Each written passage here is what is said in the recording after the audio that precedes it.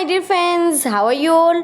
Hope you all are fit and fine at your home. So today I am here with you all with chapter 5 of class 6 named Tansin, and you all have heard this name Tansin too much times. So today we will read a story about Tansin. So let's start. So the name of the chapter is Tansin. Okay. So before reading the chapter, we will read the outlines of the stanza. So let's start reading. Tansen was the only child of his parents.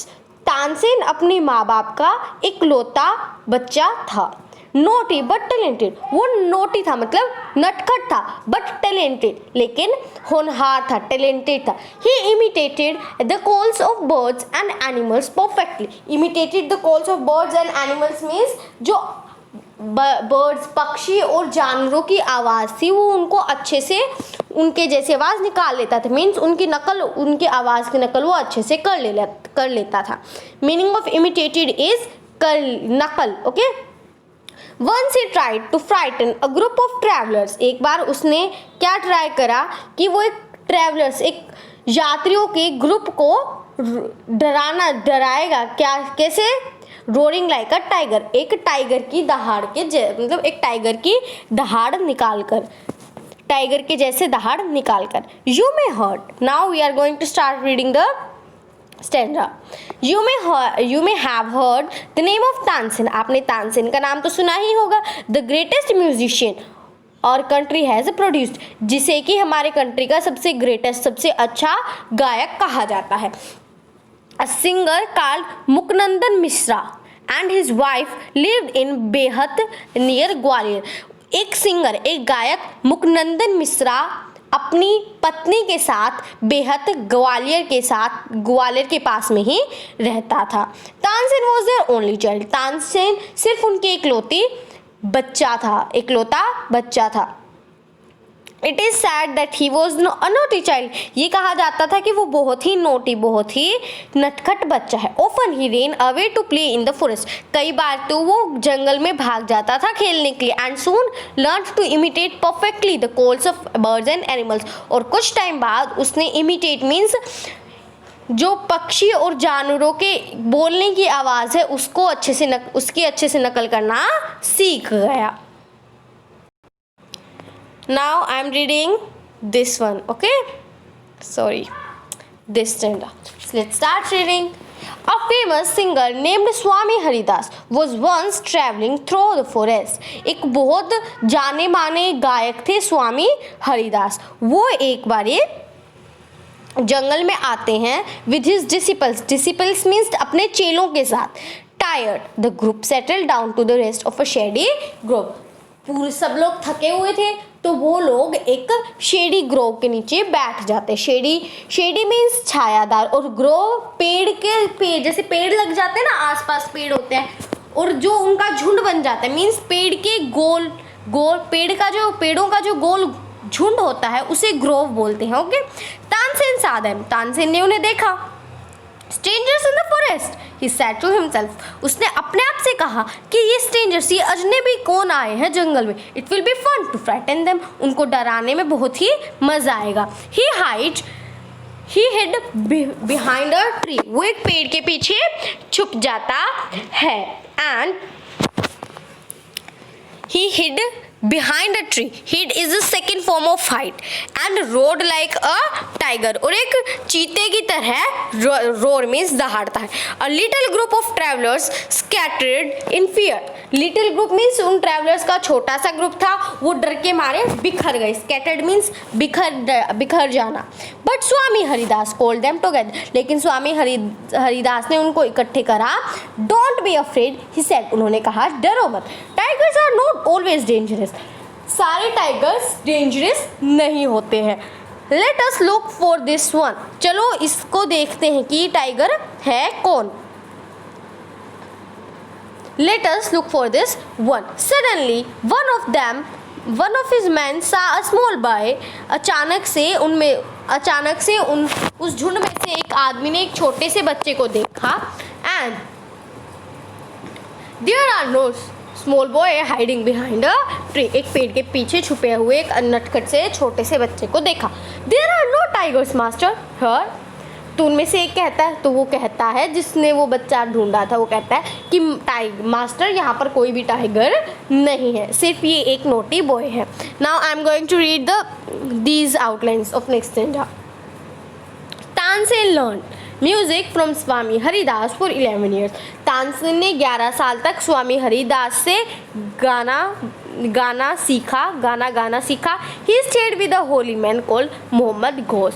फिर वो एक Holi man means धार्मिक आदमी के साथ रहने लगे जिसका नाम था Mohammad Ghosh. He married Husaini one of the ladies in the court of Rani Mrignaini. फिर उन्होंने हुसैनी से शादी करी जो कि रानी मृगनैनी की कोर्ट में से, दरबार में से कोई एक लेडी थी। Now I am going to start reading this stanza. Swami Haridas didn't punish him.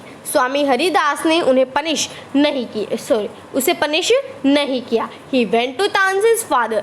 वो तानसेन के पापा के पास जाते हैं और कहते हैं your son is very naughty, आपका बेटा बहुत ही नटखट है, लेकिन वो टैलेंटेड, उसमें हुनर भी बहुत है। I think I can make him a good singer, मुझे ऐसा लगता है कि मैं इसको एक बहुत अच्छा गायक बना सकता हूँ।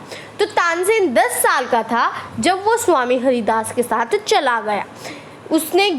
वो उनके साथ स्वामी हरिदास के साथ वो 11 साल तक रहा, living music and because a great singer and became a great singer, और एक बहुत बड़ा सिंगर बन गया। एट अबाउट दिस टाइम, इस समय में मतलब at about this time means इस समय के चलते हुए हिज पेरेंट्स डाइड, उसके माता पिता का देहांत हो जाता है। मुकनंदन मिश्रा's dying wish was that Tansen should visit Mohammad Ghosh of Gwalior. मुकनंदन मिश्राज जब मर रहे थे तो उनकी आखिरी इच्छा थी कि तानसेन मोहम्मद घोष जो कि ग्वालियर में है उनसे जाकर एक बार मिले। Mohammad Ghosh was a holy man। Mohammad Ghosh एक धार्मिक आदमी थे। मुकनंदन Mishra had long been devoted to him। devoted to him means वो जो मुकनंदन मिश्रा है वो मोहम्मद घोष के भक्त थे, मतलब बहुत बड़े भक्त थे। डिवोटेड मीन्स भक्त। एंड ऑफन विजिटेड हिम, और कई बार उनसे मिलने भी जाते थे।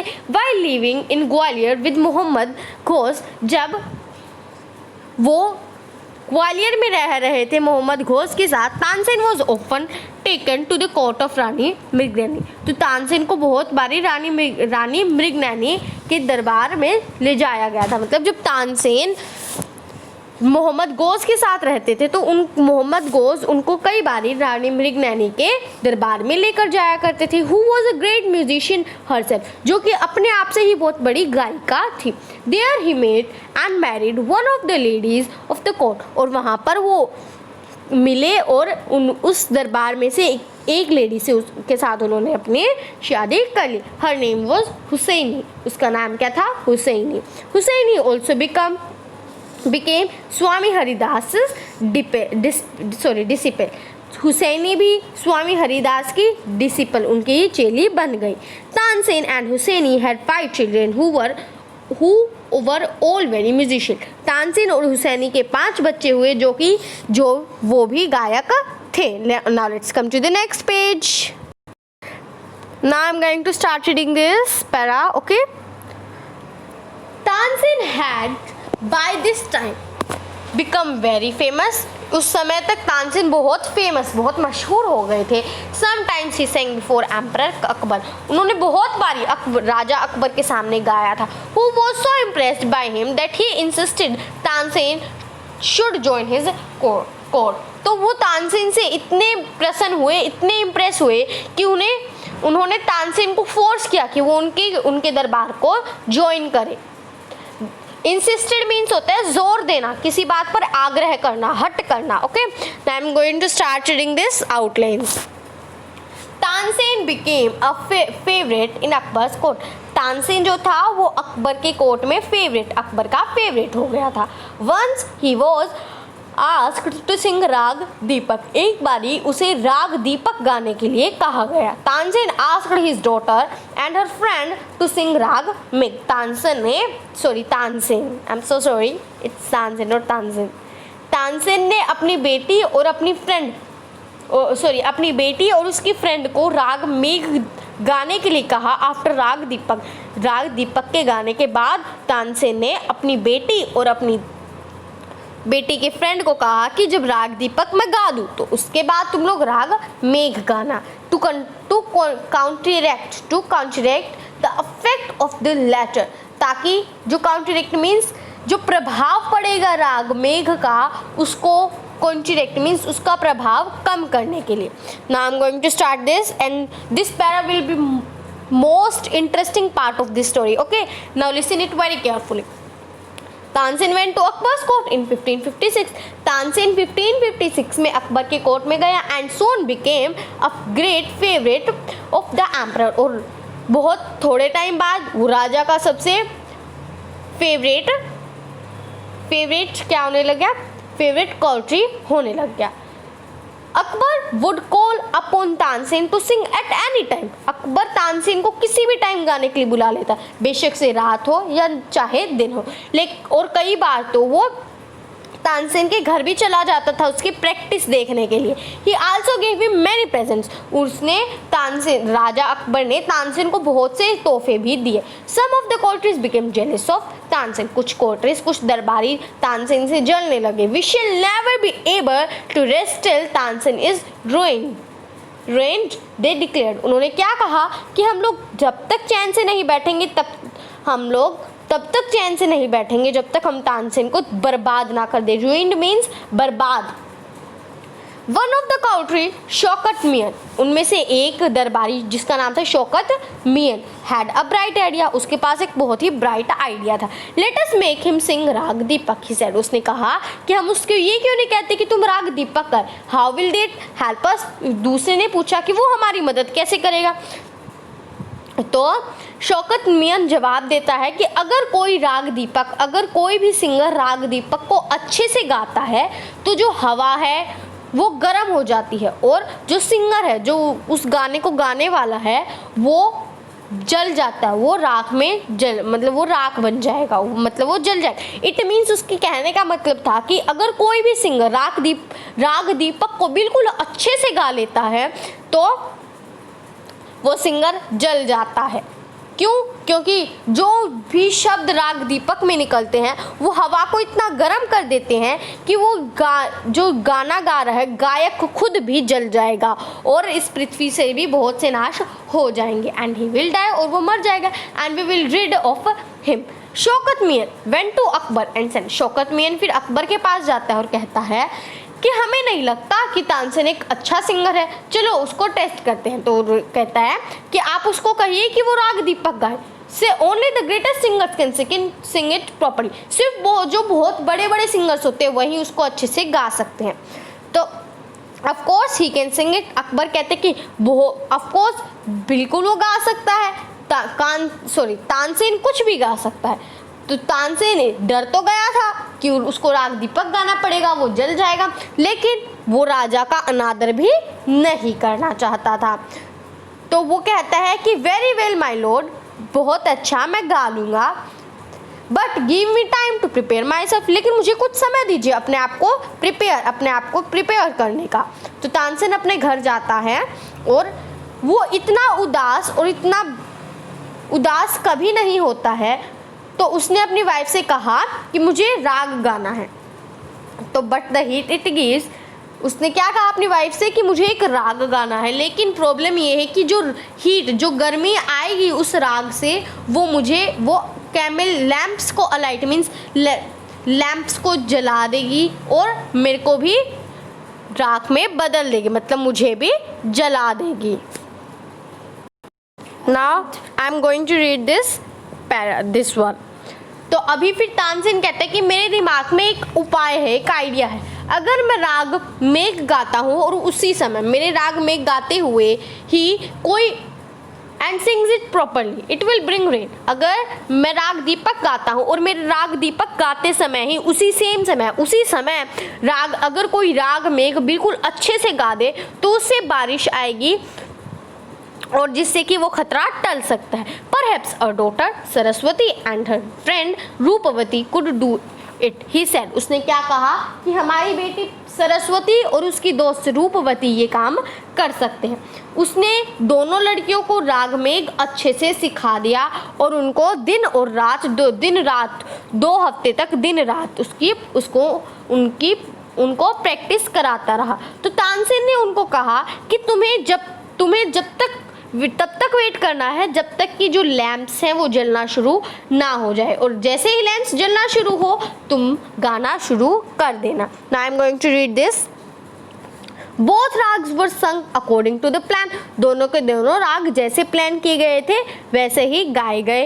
अकबर पनिश्ड तानसेन्स एनिमी, अकबर ने तानसेन के दुश्मनों को सजा दी और तानसेन की 1585 में मृत्यु हो गई। अभी मुझे ये बताओ कि तानसेन अकबर के कोर्ट में गया कब था? तानसेन गया था 1556 में और 1585 में उसकी डेथ हो गई थी। Now I am going to reading this para. The legend goes that on the appointed day, the whole town assembled to hear Tansen sing Rag Deepak. Legend means उपाख्यान, महोत्सव, एक टाइप का एपिसोड। तो वो episode देखने के लिए सारी प्रजा सारे दरबारी उधर दरबार में आ जाते हैं तानसेन का राग दीपक सुनने के लिए।